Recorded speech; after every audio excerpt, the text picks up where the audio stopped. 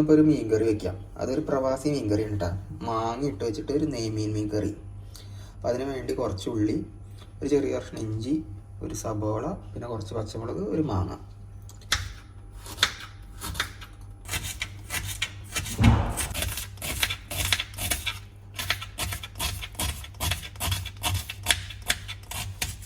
അപ്പോൾ നമ്മൾ നേരത്തെ കണ്ട സബോളയും ഉള്ളി അരിഞ്ഞു, പിന്നെ ഇഞ്ചി അരിഞ്ഞത്, പിന്നെ ഒരു മാങ്ങ, പിന്നെ കുറച്ച് പച്ചമുളക്.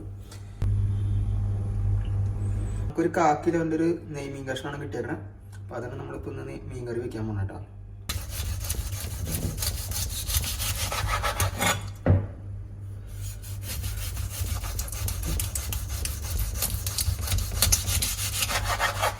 നമ്മൾ ആ മീൻ കട്ട് ചെയ്തു, 2 പീസ് വറുക്കാനും ബാക്കിയുള്ളതൊക്കെ കറി വെക്കാനാണ് ഉദ്ദേശിച്ചേക്കണത്.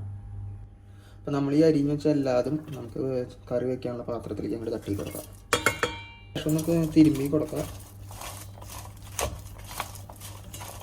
പിന്നെ നമ്മുടെ മെയിൻ സാധനം ഇപ്പോൾ നമ്മൾ കൊണ്ടുവന്നിടും. മെയിൻ സാധനം നല്ല മണമുള്ള കറിവേപ്പിലയാണ് കേട്ടോ.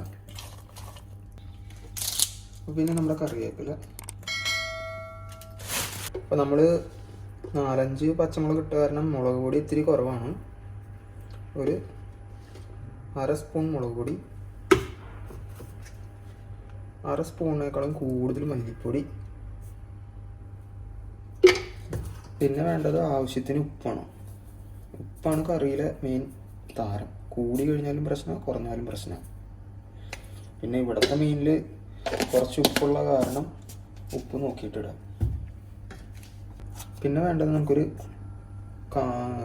കുറച്ച് മഞ്ഞൾപ്പൊടി. ഇനി ഇട്ട പൊടിയും എല്ലാം കൂടി ഒന്ന് തിരുമ്പുക.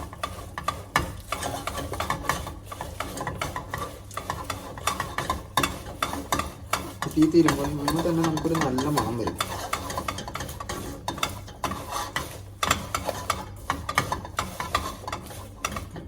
പിന്നെ ആവശ്യത്തിന് വെള്ളം.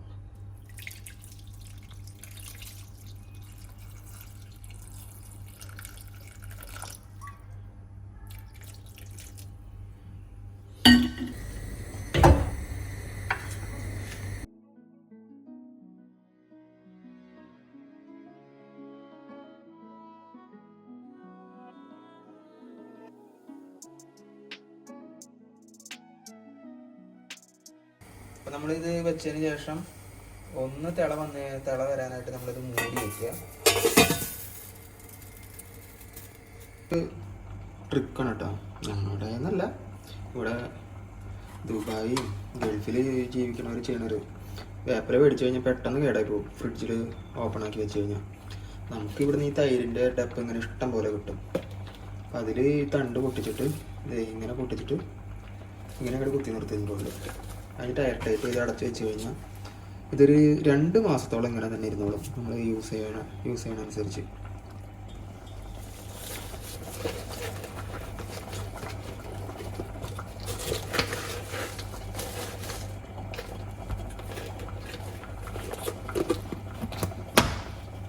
നമ്മൾ നേരത്തെ വെച്ച മാങ്ങയുടെ ഇതൊക്കെ ഒരു വിധം തിളവന്നു. അപ്പോൾ തേങ്ങാപ്പാൽ ഒഴിക്കാനായിട്ട് നമ്മളിപ്പോൾ എടുക്കുന്നത് ലുലുവിൻ്റെ തന്നെ ഓൺ ബ്രാൻഡായ കോക്കനട്ട് ക്രീമാണ്. അപ്പോൾ അത് 2ാം പാലെന്ന് വിചാരിക്കുമ്പോൾ നമ്മളിതിലൊരു ഇത്തിരി വെള്ളം മിക്സ് ചെയ്തിട്ട് അത് ഒരു ഇത്തിരി ഒഴിക്കും.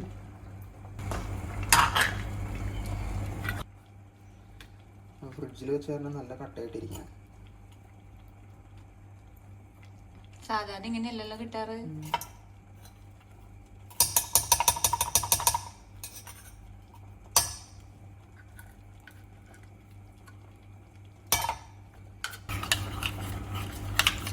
ഭയങ്കര കട്ടയായി പോയത്.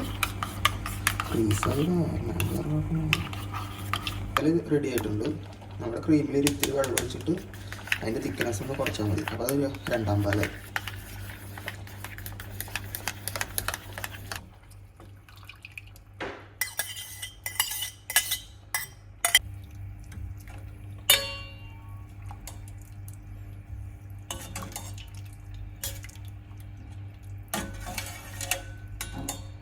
അപ്പോൾ നമുക്ക് തേങ്ങാപ്പാലൊക്കെ ഒഴിച്ച് 2ാം പാൽ ഒഴിച്ചിട്ട് നല്ല തിളയൊക്കെ വന്നിട്ടുണ്ട്.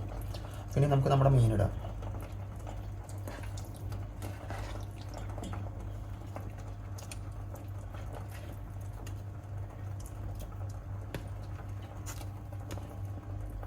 ഒന്ന് ചെറുതായി ഒന്ന് ഇളക്കി ചെറുതീയിൽ തീ വെച്ചാൽ മതി.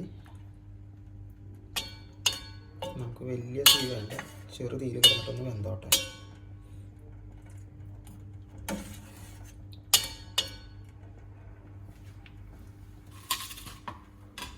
സൈഡിൽ മീൻ വറുക്കുന്നുണ്ട്. വറുത്തിട്ടുണ്ട്. അപ്പം നമ്മുടെ മീൻ കറിക്ക് എന്തായാലും നോക്കാം.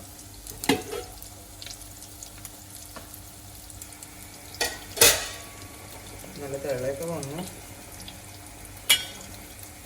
മീൻ കഷ്ണമൊക്കെ ഒരു പകുതി വേവായിട്ടുണ്ട്.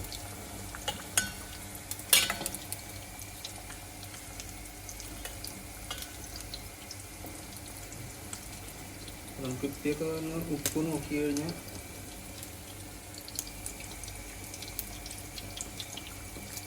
ഇത്തിരി ഉപ്പ് കുറവാണ്. നമുക്കൊരു ലേശം ഉപ്പിടാം. ഈ ഉപ്പ് കുറവാന്നൊക്കെ പറയണത് എൻ്റെ വീഡിയോ എൻ്റെ അമ്മ കണ്ടു കഴിഞ്ഞാൽ എൻ്റെ അമ്മ ചിലപ്പോൾ ചിരിക്കും കേട്ടോ. എന്തേ അമ്മയ്ക്ക് ഉപ്പ് നോക്കാൻ അറിയില്ല? ഇല്ല, അമ്മ എന്നോട് പറഞ്ഞു കഴിഞ്ഞാൽ എനിക്ക് ഉപ്പ് നോക്കാൻ അറിയില്ലായിരുന്നു.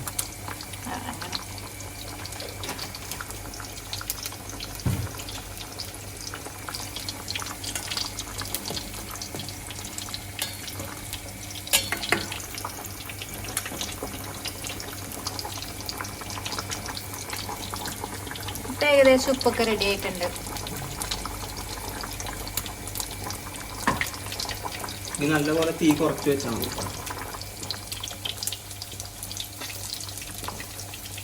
നേരത്തെ അരിഞ്ഞ് വെച്ചൊരു ഉള്ളിലൊരു 4 ഉള്ളി മാറ്റി വെച്ചിട്ടുണ്ടായിരുന്നു. അപ്പോൾ അത് നമുക്ക് കാച്ചാൻ നമുക്ക് അരിഞ്ഞ് വയ്ക്കാം.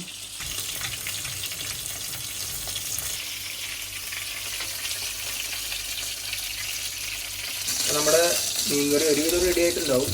അപ്പോൾ നമുക്കൊന്ന് തുറന്ന് നോക്കാം.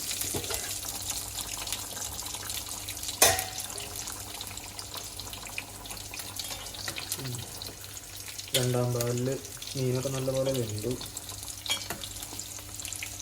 അപ്പോൾ മാങ്ങ കഷ്ണമൊക്കെ ഒന്ന് ചെറുതായിട്ട് ഉടഞ്ഞിട്ടുണ്ട്. ഇനി നമ്മുടെ അടുത്ത പരിപാടി നമ്മൾ 1-ാം പാല് വെച്ചിട്ടുണ്ടായിരുന്നല്ലേ, അപ്പോൾ അത് ചുറ്റി ക്രീം ഇതിലേക്ക് അങ്ങോട്ട് ബാക്കിൽ അങ്ങോട്ട് ഒഴിക്കുക.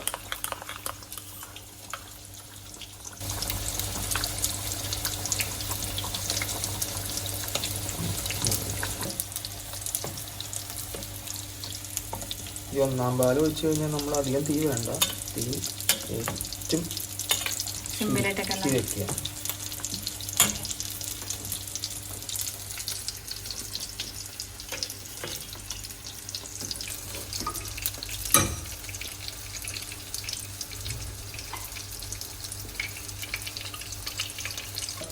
മീൻകറി നമ്മൾ ഓഫ് ചെയ്തു.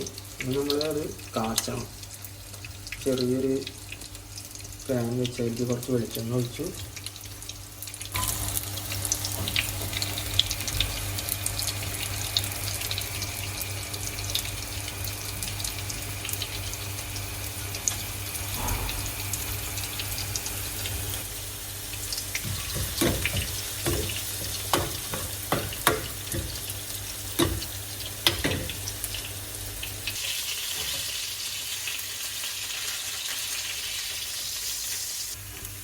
ഉള്ളി ഒരു ചെറിയൊരു ബ്രൗൺ കളറാകുമ്പോൾ നമ്മുടെ വേപ്പിലയും കൂടുന്നത്. നമ്മുടെ കറിക്ക് ഏറ്റവും കൂടുതൽ ടേസ്റ്റ് ഉണ്ടാക്കുന്ന സംഭവമാണ് കേട്ടോ.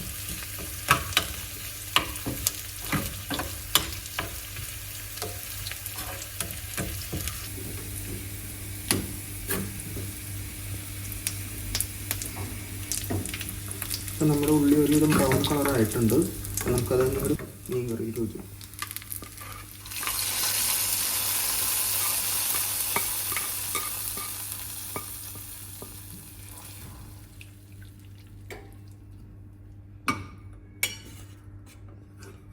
നമ്മുടെ നെയ്മീൻ കറി റെഡി.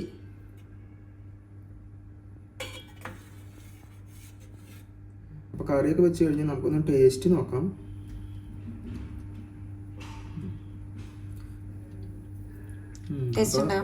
സൂപ്പർ ആയിട്ടുണ്ട്. അപ്പം നമുക്കൊന്ന് പത്തിരിയുടെ ഒപ്പം നമുക്ക് ഈ കറിയും കൂടെ കൂട്ടി കഴിക്കാം.